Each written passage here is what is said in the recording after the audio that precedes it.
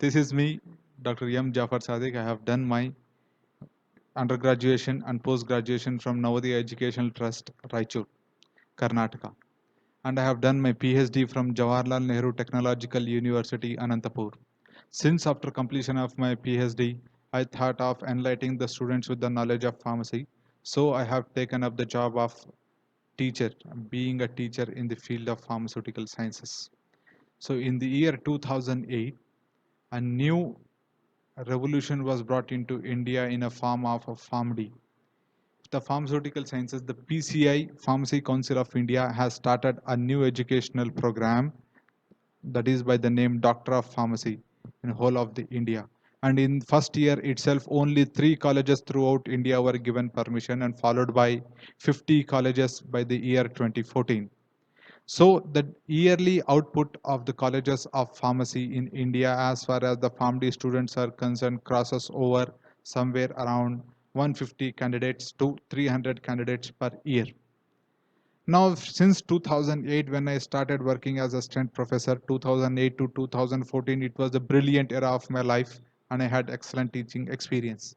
Later in the year 2014, when the first batch of pharmaceutical sciences students studying pharm.D, that is clinical aspects of pharmacy, came out into the market, the biggest challenge was to get the job and in which sector they should opt for getting a job.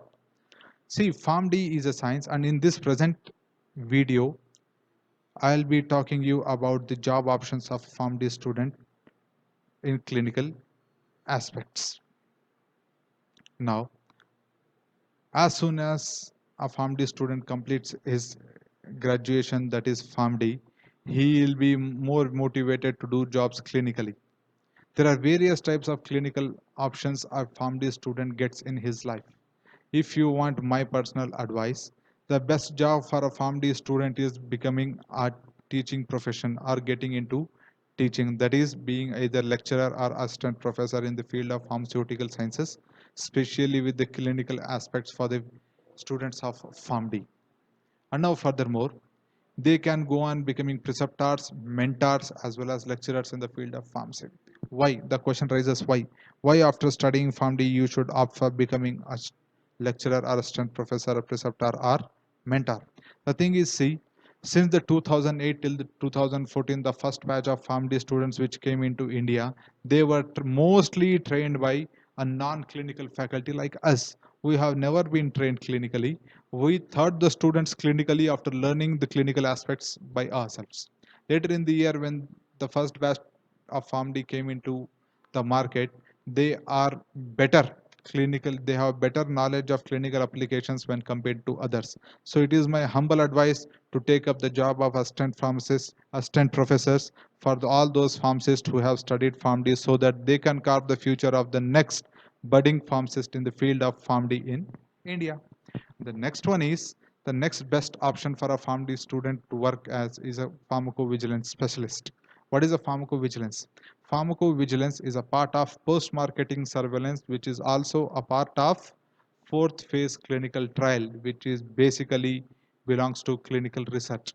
So you can act as a pharmacovigilance specialist, or you can also be called as a clinical research scientist also, right? There are various aspects which are related to pharmacovigilance. What is a pharmacovigilance? The main meaning of a pharmacovigilance is identification, assessment, and reporting of adverse drug reactions, mostly clinically. In case of either physicians or patients or pharmacists, nobody knows how to identify a drug interaction or an adverse drug reaction in that case. It is you, the pharm.D students, who are very well trained in these aspects to identify and report the adverse drug reactions, which acts as a primary job in pharmacovigilance. The third option from my side is being a hospital pharmacist. See, a hospital pharmacist is a very active member of an hospital, which is a health care giving organization. In hospital, pharmacist will be acting as the ethical committee member, therapeutic pharmacy and therapeutic committee member, infectious committee member, and he'll be acting as ethical committee member of the hospital also, in especially in those hospitals where research is being carried out.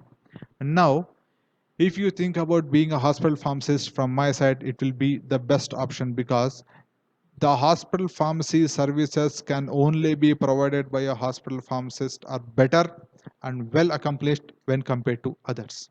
The fourth option is being a community pharmacist. Now, what is the difference between a pharm.D community pharmacist and a B Pharm or diploma in pharmacy community pharmacist? This can be a matter of discussion. As far as I am concerned, the pharm.D students or pharm.D graduates are more well versed with the clinical aspects when compared to the B Pharm and diploma candidates. Now, how can they go for applying their clinical knowledge in the field of community pharmacy? You might have seen the community pharmacy setups in Indian markets. See, the community pharmacy setups, they consist of only a community pharmacy which is run by a qualified community pharmacist in India. What you can do additionally is you can put up a counseling center along with the community pharmacy.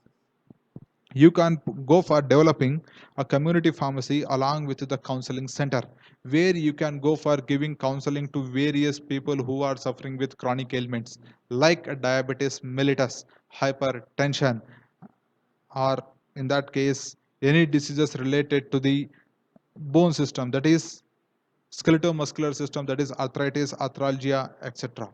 Even for those people who are suffering with endocrine disorders like hyperthyroidism, hypothyroidism, or diabetes, or any other sexual related diseases in case of men and women. You can go for giving them counseling as far as the disease is concerned. And the next one is, this is the major difference what you are going to make, or what a pharm.D student is going to make in comparison to the B Pharm or pharm.D students as far as the clinical setups is concerned. The next job, which is also a kind of a brilliant job option for me, is being a nuclear pharmacist. You can act as pharmacist in a nuclear pharmacy. What is the meaning of a nuclear pharmacy? Nuclear pharmacy is nothing but a pharmacy which handles the radioactive substances. You know the importance of radioactive substances in the healthcare decision making. See, radioactive substances are used for identification, diagnosis, and as well as treatments of various kinds of ailments. Radioactive elements like iodine is used for the treatment of thyroid related disorders. Radioactive elements of barium are used for the identification and treatment of GI tract related disorders. And identification radioactive elements of chlorine and calcium are used to identify, and the extent of disease of renal systems can be identified with using these radioactive elements. So you can act as a radioactive pharmacist. In various tertiary care hospitals, the modern tertiary care hospitals which are developing in modern cities of India, here you will find various types of tertiary care hospitals, especially if they are handling radioactive substances. If they are handling radioactive substances, they require a person who is very well trained in handling radioactive substances, and a pharm.D candidate fits into the shoes of a radioactive pharmacist very easily. And the next one is you can become a counselor, a public counselor, as an act of public service. You can go on giving counseling regarding drug, food, poison, and also their interactions. Drug interactions, drug food interactions, drug body fluids interactions, as well as the time and duration of drug intake can be explained by you as well. See, drug interactions can be very easily preventable. You people are very well trained in these aspects. You can go on giving drug food interaction knowledge regarding drug food interactions, knowledge regarding drug interactions, knowledge regarding drug poison food interaction and poison body fluid interaction, drug body fluid interaction, etc. I'll give you one example as far as the drug and food interactions are concerned. Paracetamol. Paracetamol, most of the people, they tend to take paracetamol after having huge amounts of food. What will happen here is, if you have paracetamol after having huge amount of food, paracetamol absorption, that is the pharmacokinetics of paracetamol, will be disturbed here. You can very well explain this to the people. Then the solution is whether the patients have to take paracetamol empty stomach. No, not at all. Then what is the answer here? The answer is you must ask them to take small quantity of food, not huge, not less, that to cool food, not very hot foods, and also less carbohydrate food, because carbohydrate hinders paracetamol absorption. Same case goes with the amoxicillin, that is penicillin derivatives. Same case goes with the streptomycins. So you can better explain it to them. Then what about the elements and drug interaction?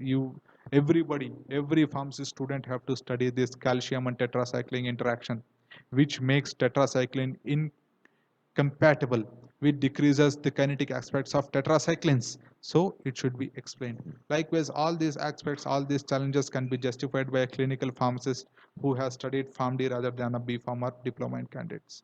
And furthermore, if you want my personal advice, you can go up putting up your own hospitals. You can talk to your friends, you can talk to your colleagues, you can talk to your seniors, you can talk to your juniors, you can become one group, 2 to 3 people, you can get into one group, put some money from each head and then put some money from everybody's pocket, develop your own hospital, create job opportunities rather than expecting someone else to create job opportunities for you. You can go on putting up tertiary care hospitals through which you can go for creating job opportunities and have understanding with the physicians, have understandings with the pharmacists, have understanding with the nurses, have understanding with the workers, create one hospital, do service to the people. You can go through this video. If you have any queries, you can comment below and subscribe to the channel for the latest developments. Thank you.